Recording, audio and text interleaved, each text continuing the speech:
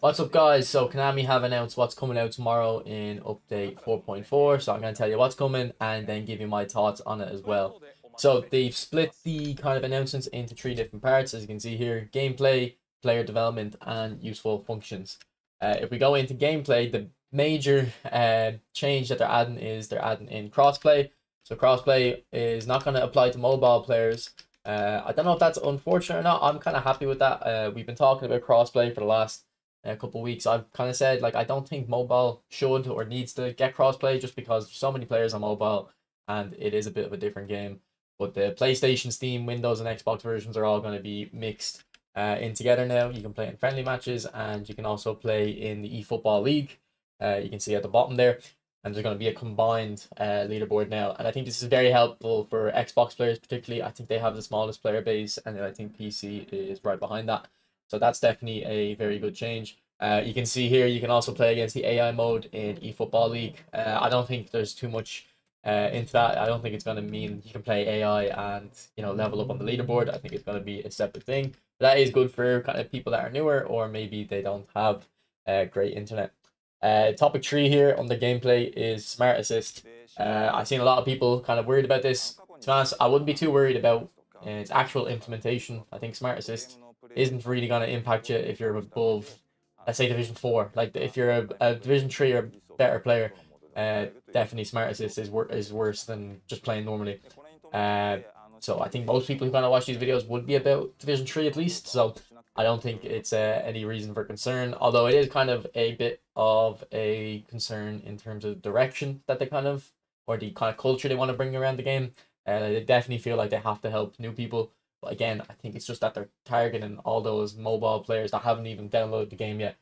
Just millions and millions of mobile people with mobile devices still yet to download the game. So they want to, when they try it out, keep them hooked. But we'll get to the gameplay parts later. They didn't actually, funny enough, they didn't actually talk about the gameplay changes in the gameplay section. But there is kind of substantial changes and changes that kind of look good for the direction that I want the game to go in, and a lot of people have been talking about as well. They're also adding backup player slots for GP. I mean, we already have this, but they've just increased the amount, I believe. I don't even know what the current level is. I mean, he's very happy about it. I don't think it matters too much. But they did say something about if you put a player in a backup slot, you cannot train them or act them directly to your game plan. That's nothing to be concerned about. It's not like that once you put someone in the backup slot, you can't use them. I assume you'll be able to take them in and out of the backup slots. Just won't be directly accessible in the game plan screen. I think when you're opening packs now, you can just choose to release them all on the pack opening screen. They were also very happy about this change. Kind of shows the focus of this game. All packs. Something to make the whales opening packs a little bit quicker for them. I mean, I guess it's a needed change, I guess. But like, should this be in a presentation on a major update? Like, it's such a small thing. I don't think it should be really. Now this is something that people have been asking for forever, and I thought they wouldn't do. So now you're gonna be able to kind of pick the player skill you want to put on a player. It's not exactly like you can pick, all right, I want true pass on this player, but you will see that you'll be able to kind of pick the category that you want the skill to be in. So they'll be shooting, defending, passing, and other. I assume other. Actually, I wonder what other is. Probably fighting spirit and stuff. That's kind of a good change, but I thought they wouldn't do it because I thought they wanted us to keep playing to get skill trainers and have to spend longer and longer getting the skills we want.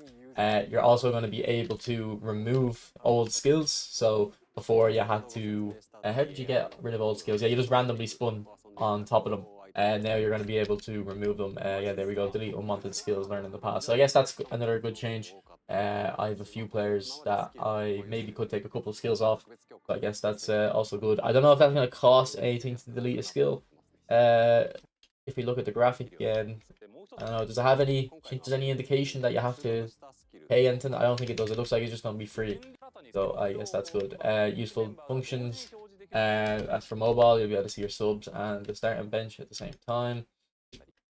Not major.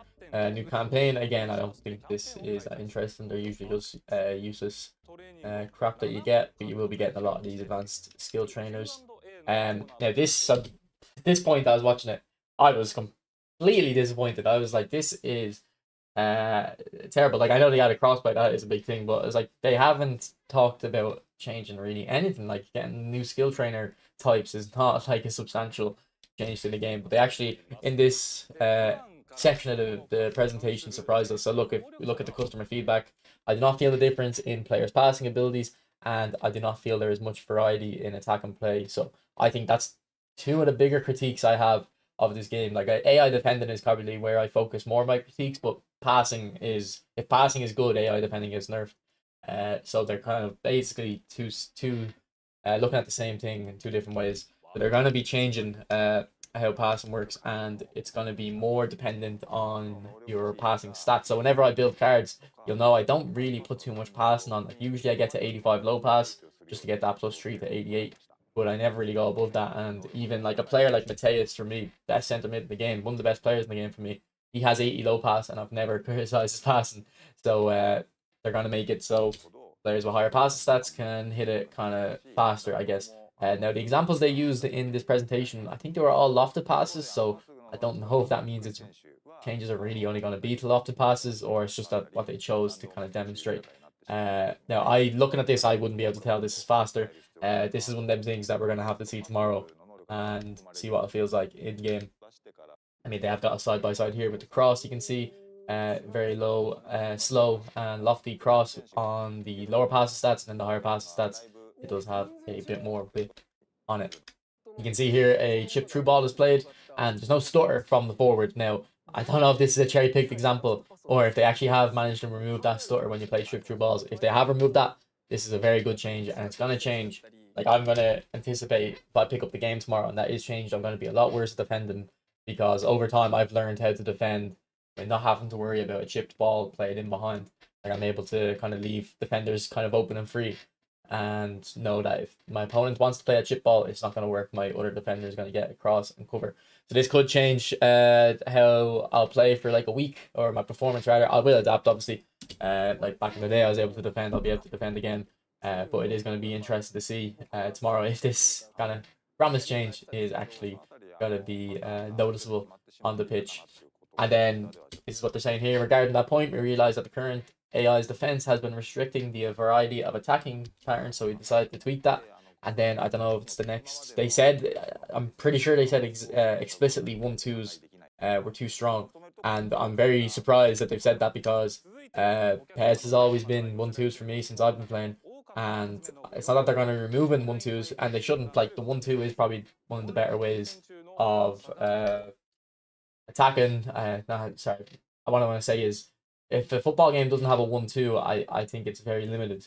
But the over reliance on the 1-2, which we've seen in eFootball for years now, is definitely an issue. So the gameplay changes that they're going to bring, I mean, look, that does sound good. So hopefully it is. Yeah, there you go. 1-2 passes. Right now, I feel like short passes and quick 1-2 passes are the way to go, which limits the variety of play. So hopefully they are changing that. Then they said something about lag. Now, I don't really play with lag, so I can't really relate to this. But I know people over the last 2 weeks have been saying it's taking them like 10-15 minutes to find a match, and even when they do find a match, it's laggy. I don't know if this change here is explicitly gonna rectify that issue that kind of cropped up. But they were talking about how they're gonna be something about the PvP matches, either a peer-to-peer connection or connected to a dedicated server. So when you play in, I think it was friendlies.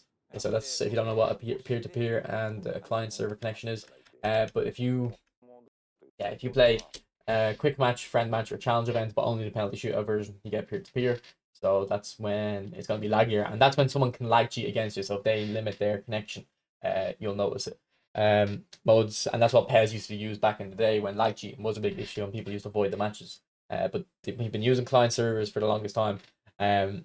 So eFootball League, challenge event, ranking, teamed event, co-op matches, and then Strike Arena. They've also, that's going to be the client server method, sorry. They're also adding a server in Saudi Arabia, so that's definitely going to be very good, because I know this game actually has quite a lot of players in that region, particularly on console.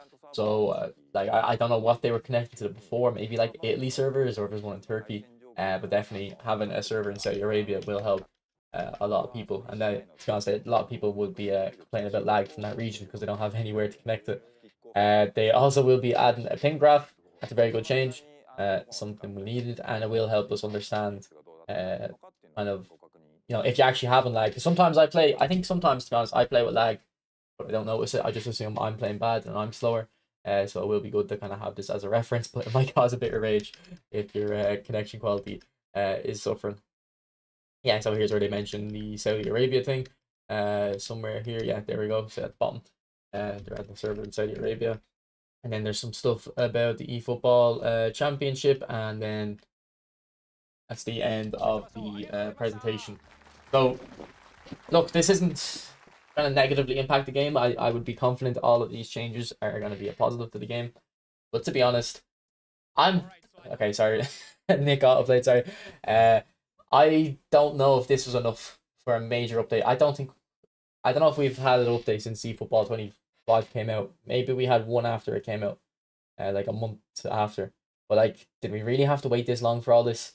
Like, just comparing it to EAFC, man. EAFC are constantly every 3 or 4 weeks tweaking, making these type of adjustments for free. I mean, the update is for free in eFootball as well. But like, they don't like make it a crazy big deal that this is like we have to do a whole presentation for it. They just put up a blog post and a tweet. And I don't know, like the gameplay has gotten better, and the gameplay, or it supposedly will get better. And the gameplay is the most important thing, but like we still don't have any content. Like, if you're free to play, like how are you gonna get cards? You're not gonna be able to get legends. You're not gonna be able to get any more interesting cards because of these changes. Sorry, we'll get Nick off the screen there. He's a bit looking a bit zesty there. But yeah, if you're free to play, you're not gonna be able to like progress your team. You're still going to hit that wall where you're going to have to start spending €100 just to get 1 or 2 legends, and that's the biggest disappointment for me, to be honest. So I don't know if this deserved a presentation. I think this could have been a blog post and put up, but maybe I'm being too negative. Hopefully these passing changes fundamentally change how the game is played, because if we go back a year or two ago, people would complain about the lack of content, and I always said I don't really care too much. As long as this gameplay is good, I'll play it every day, and that's the content for me. Hopefully going forward, that's going to be the case again, but we'll have to wait and see until tomorrow. Alright, thanks for watching. Bye.